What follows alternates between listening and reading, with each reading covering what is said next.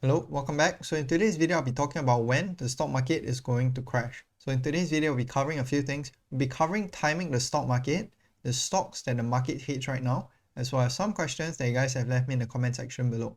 So let's talk about timing the market first. Time is one of the best assets that many investors have, but they do not always know how to take advantage of it. This is especially true when markets turn volatile. At such times, many investors, they sell out of the market or hold cash on the sidelines, waiting for the perfect time to enter. But the stats shows otherwise. So as you can see, investing in all-time highs has actually beaten investing on any given day. So if you bought the S&P 500 at all-time highs from 1988 until today, you would have outperformed an investor that just invests on any given day. So there was an experiment that was carried out as well. So this is 4 different investors having $3,000 every single year and putting it into the markets for the past 20 years.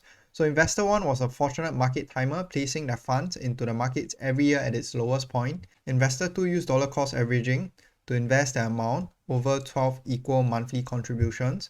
Investor 3 had the worst timing imaginable, investing their funds at all-time highs in the market. And investor 4, they just left their money in some interest earning cash investments every single year and never entered the market. So this is the result of the 4 different investors. So even with the worst timing possible, the bad timing one still vastly outperformed the one that stayed in cash. So time in the markets is generally a lot better than staying on the sidelines, staying in cash. So when is the market going to go up? This is probably one of the most asked questions in the investment space. When is the market going to crash, or when is the market going back to all-time highs again? It's impossible to predict the market because if it's predictable, there will be no crash in the first place. The reason why there are all these different crashes is because it is almost unpredictable. There's always a catalyst in some form and no one is able to predict it. So over the past 20 years, if you missed out the best 10 days in the stock market, you will have achieved a 54% lower return as compared to the one that was fully invested on all days. So back in April, for example, we had the third best day in the stock market ever, achieving a 9.5% return in one single day. And just a few days before that, we had one of the worst days ever in the stock market, and the stock market was down around 6%. So normally in fast drops, the worst days are often coupled with the best days. So it's impossible for you to time the bottom, because if you try and time the bottom, you may miss out the best days that come after the worst days, like what happened in April this year. So this is Warren Buffett's take on timing the market. My name is Rajiv Agarwal, and I am from New Jersey. My question is on market timing. You have always said that it is impossible to time the markets. Yet, if we look at your track record, you have had amazing timings with some of your key decisions. You got out of the stock markets in 1969-70. You got back in 72, 72, 74 when the markets were really cheap. You did the same thing in 87, 99, 2000. And today, we are sitting on a significant amount of cash when the markets are going down. My question is, how do you time the big market moves so well? We'd like to offer you a job first. I will take it. The interesting thing is, obviously, we haven't the faintest idea what the stock market is going to do when it opens on Monday. We never have had. We have never made, Charlie and I don't think, in all the time we've worked together, and I'll tell you something later on maybe about how learning takes place, but we have never, I don't think we've ever made a decision where either one of us has either said or been thinking we should buy or sell based on what the market is going to do. No. Or for that matter, on what the economy is going to do. We don't know. And the interesting thing is, sometimes I get some credit someplace for the fact that, how wonderful it was that we were optimistic in 2008 and when everybody was down on stocks and all that sort of thing. We spent a big percentage of our net worth at a very dumb time. and I shouldn't say we, it's I.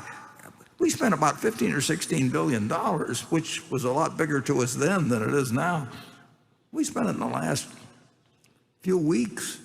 There were a period of 3 or 4 weeks between Wrigley and Goldman Sachs, General, at a terrible time, as it turned out.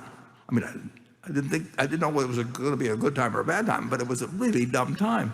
And I wrote an article for the New York Times and Buy American and all these things. Well, if I'd had any sense of timing and waited 6 months until, I think the low was in March, and in fact, I think I was on CNBC maybe that day or something, but I totally missed that opportunity. I totally missed, in March of 2020. We have not been good at timing. We have been reasonably good at figuring out when we were getting enough for our money, and we had no idea when we bought anything. Well, we always hoped it would go down for a while so we could buy more, and we hoped even after we were done buying and ran out of money that if it was cheap, the company would keep buying, and in fact taking our interest up. I mean, that's stuff you could learn it in fourth grade. We haven't ever timed anything. We've never figured out insights into the economy. So the cons of time in the market is that you must have the ability to ignore all the noise and ride the volatility. But over time, if you ride it out, you will likely do fine. The stock market over a 20-year trend will likely be higher than it is today. So there shouldn't be any worry about holding your positions as long as you don't need the money. So there's a counter argument to this as well. So the counter argument is that the S&P 500 has performed tremendously over the past 15 years. So ever since 2008, we almost never had a serious bear market, and the only time that was remotely close to a bear market was in 2022. It was a bear market, but it didn't close as a bear market year. So over the past 15 years, the stock market has done reasonably well, and that is a possible counter argument to this as well, which is that the market valuations are quite high right now. The markets have outperformed what it historically does, and there could be a lot more downside coming from here on. So the irony to this is that Warren Buffett right now, he's timing the market. So Warren Buffett's cash position as a percentage of his total Berkshire asset is almost at an all-time high today. The last time it was this high was in 2008, somewhere close to around 2008 before the housing crisis. And currently now he's raising a lot of cash. So clearly Warren Buffett is timing the market. He thinks that market valuations are high right now, and that's why he's been selling out of all his different positions. He cut his Apple position by 2/3 already. And if the market continually goes up at this pace, I expect him to continue doing so as well. So in summary, for an average investor like myself, the best approach is to ride the volatility and avoid timing the market. So time in the market is the better approach, and avoid predicting where the markets will go, because it is almost impossible for you to predict where the markets will go in the next 1 year, 2 years. But in the next 20 years, the markets will likely be a lot higher than it is today. Next portion, I'll be talking about some stocks that the market hates right now. So the first stock is LVMH. LVMH is down around 25% year to date, currently now trading at a 19 times earnings. So for LVMH, the CEO, Bernard Arnault, he has been buying back a lot of stock, and in the past 90 days or so, he's bought the stock around 29 times already, and he's still buying on the way down as well. LVMH is the luxury Berkshire. It will be one of the most durable luxury brands out there.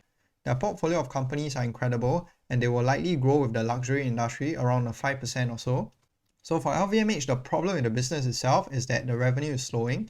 So in the United States, the revenue dropped. Japan, it dropped as well. Asia, which consists of China, is the most problematic one. It is dropping 11% after dropping around 20% last year. Although the drop is decelerating, a drop is generally still bad for a business like LVMH. And then in Europe, that's the only country where we saw some growth because of the Olympics that happened there. So for LVMH, this is my valuation. This is for the ADR, which is your LVMUY ticker symbol. So assuming the company grows at around 8%, and with its EPS now at around $5.70, assuming a 20 times earnings for this company will give you around an 11% CAGR for the next 5 years. So for LVMH, it's a premium company. It's a high quality company, and I think 20 times earnings is more than reasonable for this one. But I'm not too sure if they're able to grow at 8%. So we have to see how this one plays out, but I expect this year to be a down year for LVMH as well. This year will be a transition year, just like last year, and I expect them to continue back to growth next year, but I would like for this company to drop all the way until $90 a share. So next stock that the market hates right now is a company called Copart. So the company is down around 10% year to date, currently now trading at a 33 times earnings. So for Copart, this is what they do. They sell cars. So they have an online auctioning platform and they allow people to buy and sell their crashed cars. So these cars are typically provided by your insurance companies who deem the cost of repairing higher than the cost of the car itself, and then they'll pass the cars on to Copart who will help to sell the cars on their online auctioning platform. So for Copart, here are some of the tailwinds for the business. So number one is just the total miles driven. So this is a secular thing. It will likely continue going up and up and up all these years because of secular trends like increasing birth rate and so on. So when there's more miles driven, it leads to more accidents, and more accident means that Copart will have more cars for themselves to go and sell. So the other tailwind for the business is the crash rate per million miles driven. So the crash rate per million miles driven has been steadily increasing since its drop all the way at 2010. It's currently now around 2.08 crash rate per million miles driven. And if cities become more and more dense, then you will likely see this one continually going up. But as a headwind for this business, and a headwind is Tesla. So Teslas with their robo-taxis will reduce the accident rate. So if your robo-taxis are able to detect dangers more effectively than a human eye itself, then you will see a lot less crash rates, which will lead to less cars for Copart. So for Copart, this is my summary for the business. The company is still expensive at a 33 times PE multiple. The company in the very long term will be in a slow and gradual decline, but it's a high quality component that I'm monitoring right now. It has incredible metrics, so 30% ROIC, sustained revenue and earnings growth over the past 10-20 years, and I expect them to continue doing so over the next 10 years and so on. So for Copart, it's a quality business that I'm monitoring right now. Hopefully it drops to below a 30 times earnings. That'll be when I'll be interested in entering this one. Last portion, I'll be talking about some questions that you guys have left me in the comment section. So the first one, it says thoughts on Adobe. The stock dropped 20% in December 2024 because their guidance for 2025 fell short of estimates. The stock still hasn't recovered and is down 26% since that report in December.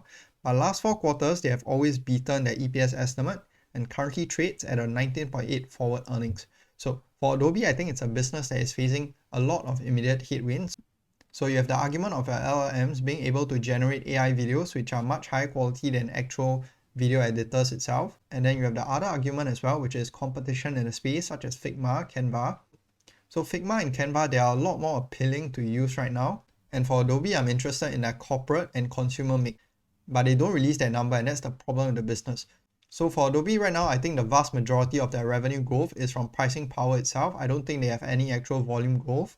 And this is dangerous for the stock because once they start squeezing the consumer might look for alternatives, and that is when you see the volume start to decline. I don't think the volumes are declining right now for Adobe, but you could definitely see that in the future with your LLMs as well as competition. So LLMs is a very strong argument as well because now your LLMs, they're able to generate videos. So there's no more need for generic advertisers to go on Adobe to create their own videos. Currently your LLMs, they are able to do so to a very small extent, but I expect them to become more powerful in the future as well. Next comment is on Warren Buffett as well as investing in general. So he said, don't get me wrong, Buffett is obviously the GOAT and will always be, but I think his age has caught up with him. Think about the many objectively amazing investment ideas that he has missed over the decade. Tesla, Palantir, Nvidia, and even Amazon. If Buffett put his money in any of them, he'd be a trillionaire. But these stocks are far beyond his understanding as a person, which is why he continues to avoid tech for the most part. When tech is clearly the heaviest part of the S&P, I'm not saying not to heed his advice, but I am saying to apply his advice to more modern opportunities. That's what I'm doing. So for Warren Buffett, first of all, he had around 50 or 60% of his portfolio in one stock a few years ago, and that was Apple. So to say that he avoids tech, I think that it's a bit ridiculous. As for amazing investment opportunities like Tesla, Nvidia, and even Amazon, for every Tesla, for every Palantir, for every Nvidia, there's probably 10 or 100 failed businesses along the way as well. And for Berkshire Hathaway, they are a large conglomerate. I don't think they'll be able to buy up all those small businesses. So there's a reason why Warren Buffett has been able to achieve such high performance over the past 50 years. It is because he buys predictable businesses with low risk. So what you want to do when it comes to investing is to minimize your risk and maximize your upside. To this commenter over here, be wary of your downside because social media is filled with survivorship bias. You only see the winners, you never see the losers, and investing is a zero-sum game. For every single one of these stocks, there is likely 10, 100 different stocks that failed that people put money into. So don't be engrossed in the winnings in the stock market. And over the long term, achieving a 20% return in the stock market is actually already incredible, like what Warren Buffett did. So Warren Buffett is the greatest of all time and he will still be in the future.